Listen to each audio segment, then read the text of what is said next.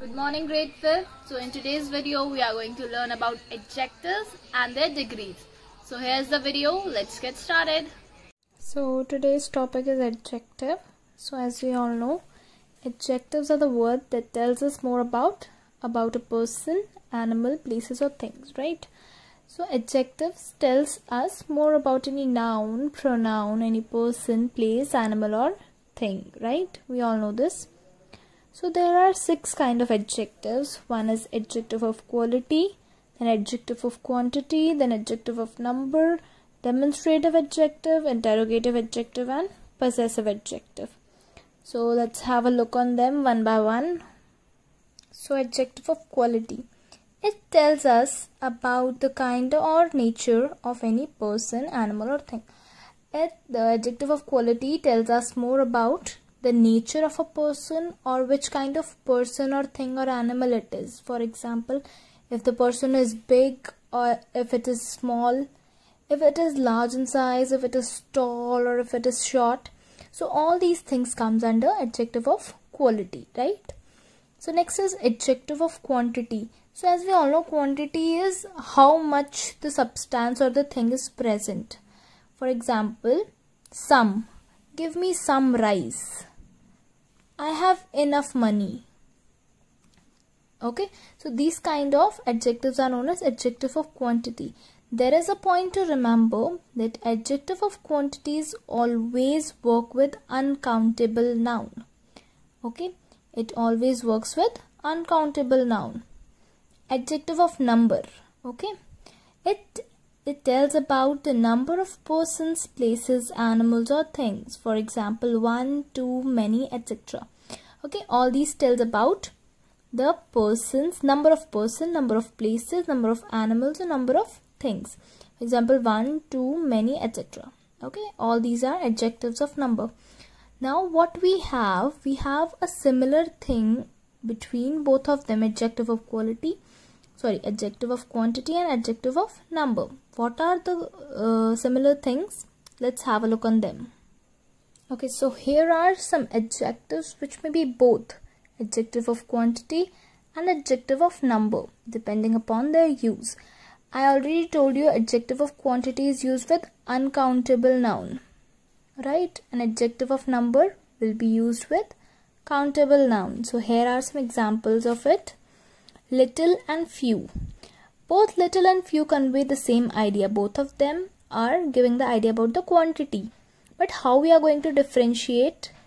An adjective of quantity, little is an adjective of quantity, whereas few is an adjective of number. How? Little is used with uncountable nouns and few is used with countable nouns. So here's the difference between little and few. Little is used with what? Uncountable noun. So it will be adjective of quantity. And few is used with countable noun. Therefore, it will be adjective of number. Okay. So one more example we have is much and many. Much conveys the idea of uncountable noun. Much we use for uncountable noun. And that means it will be the adjective of quantity, right? Many is used with countable noun, right? And therefore it is adjective of number. Okay, so let's move on to the next. Next is demonstrative adjective. Now we have already studied demonstrative pronouns, so here it is demonstrative adjective. It is used to point out the things or naming words. We have already studied. It is used for pointing out anything or any naming word, right? This, that, these, those. There are 4 kinds of demonstrative adjectives also, which are this, that, these and those, right? So I think it's clear. Next one, interrogative adjective. Everything is similar. It is also used to ask questions, okay? And the words which are used to ask questions are known as question words or WH words. So here's the example, what, whose, which and etc.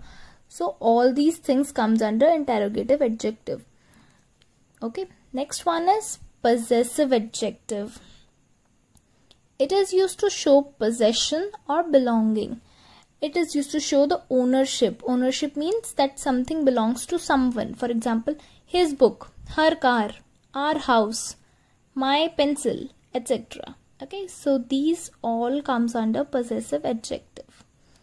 So let's have a look on the comparison of adjective, comparison degree of adjectives. Okay, so there are 3 degrees of adjective: positive degree, comparative degree, and superlative degree. Okay, so what is positive degree? This degree is used when we talk about one person or thing only. Whenever we are talking about a singular person or single thing, then we use positive degree. Okay, next one is comparative degree. This degree is used with 2 persons or things or 2 group of persons or things. Okay, whenever we are making a comparison between 2 persons or 2 things or anything, between 2 things if we are making comparison, then comparative degree will be used. Okay, next one is superlative degree. This degree is used with more than 2 persons or thing, or more than 2 groups or group of person. The superlative degree is used when we compare more than 2 persons or things. If we are talking about the most, means for example, if I'm talking about the tallest building, tallest means we don't have anything apart from that. Okay, so if we are talking about that, then what happens? For example, I'm saying Burj Khalifa is the tallest man-made building.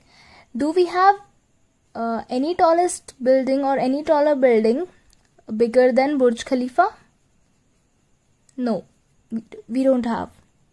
So tallest, therefore I used tallest because there is nothing taller than Burj Khalifa which is made by man.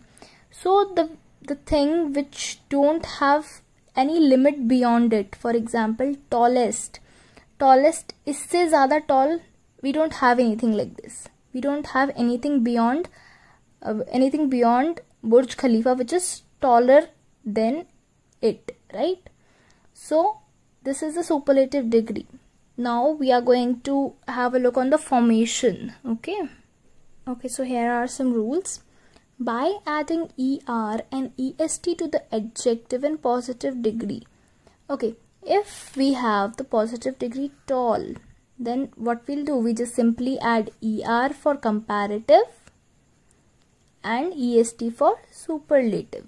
Okay, so what will be the degrees? Positive, comparative, superlative, tall, taller, and tallest. Okay, this is our very basic rule.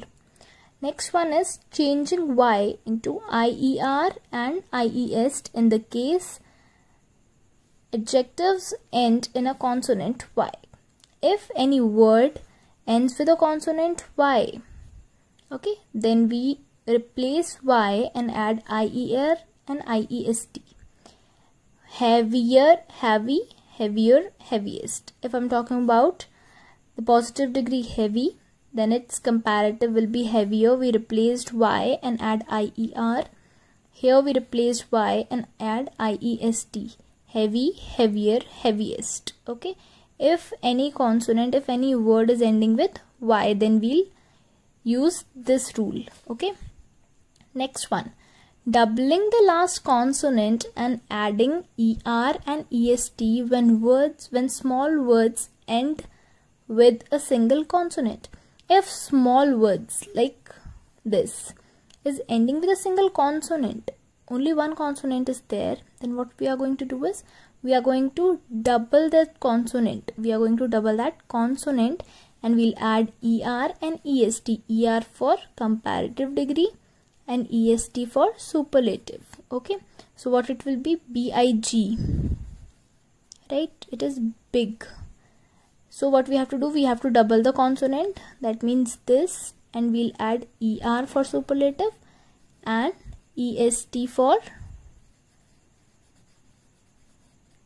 biggest, EST for superlative degree, right? So this one we are going to use for small words, always keep in mind. Okay, next one, by adding more and most. There are some words which don't make their comparative and superlative degree by adding ER and EST or ER and EST. We don't make the words like this. There is no word like that. Boring.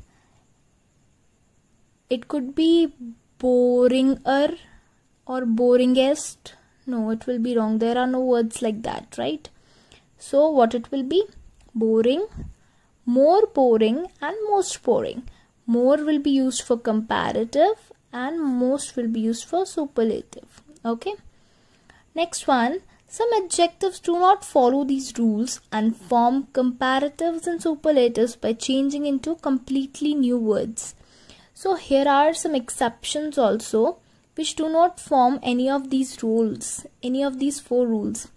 They are just beyond the rules. They just make their comparative and superlative degree by changing the words. For example, good, better, best. Okay, so here is the chapter of adjective and comparison for you. I hope you all got it. And if you feel any kind of problem, you can directly message or text me. Okay, I'll be providing you the worksheets through WhatsApp or through Google Classroom. Okay, so stay tuned, keep studying.